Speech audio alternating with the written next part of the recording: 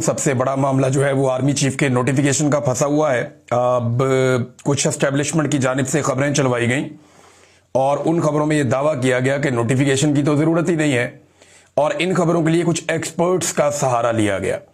دیکھیں، جس دن 27ویں آئینی ترمیم ہوئی تھی اسی دن ہمیں اس بات کا اندازہ ہو گیا تھا کہ اب یہ ایک نئی مدت ملازمت دیں گے آرمی چیف کو، اور جب 5 سال کے لیے نئی مدت ملازمت دیں گے تو پھر انہیں ایک نیا نوٹیفیکیشن بھی کرنا پڑے گا، اور اس کی گواہی رانا ثناء اللہ صاحب نے دی تھی۔ لیکن پہلے دیکھ لیں کہ ابھی جو تجزیہ کار ہیں ان کے ذریعے سے کس قسم کے موقف دلوائے جا رہے ہیں جناب کے 26ویں آئینی ترمیم اور پھر جو 27ویں آئینی ترمیم بعد میں ہوئی، اس کے مطابق یہ دعویٰ کیا جا رہا ہے کہ جناب ضروری نہیں ہے اور آرمی چیف نوٹیفیکیشن کی ضرورت نہیں۔ 27ویں ترمیم کے تحت چیف آف ڈیفنس فورسز اور آرمی چیف کے عہدے 2030 تک ساتھ چلیں گے۔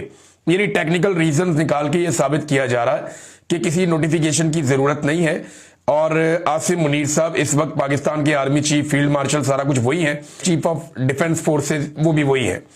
تو اب یہ ایک بیانیہ جاری کیا گیا، اس کا ریزن آپ سمجھ سکتے ہیں کہ یہ بیانیہ کیوں جاری کیا گیا۔ اس لیے کہ نوٹیفیکیشن ابھی تک ہاتھ میں نہیں آیا، لیکن 2 وفاقی وزراء اسے کنفرم کر چکے ہیں۔ ایک کنفرم کر چکے ہیں خواجہ آصف، جنہوں نے یہ ٹویٹ کرتے ہوئے کہا کہ نوٹیفیکیشن آ جائے گا، شہباز شریف صاحب پاکستان آئیں گے، عمل شروع ہو گیا ہے، نوٹیفیکیشن آ جائے گا، قیاس آرائیوں سے گریز کیا جائے۔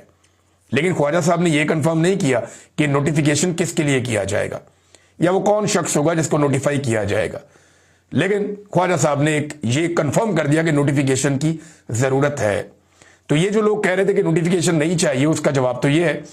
پھر رانا ثناء اللہ صاحب کا ایک سٹیٹمنٹ ہے اور یہ ہمیں یہاں پہ یاد رکھنا چاہیے۔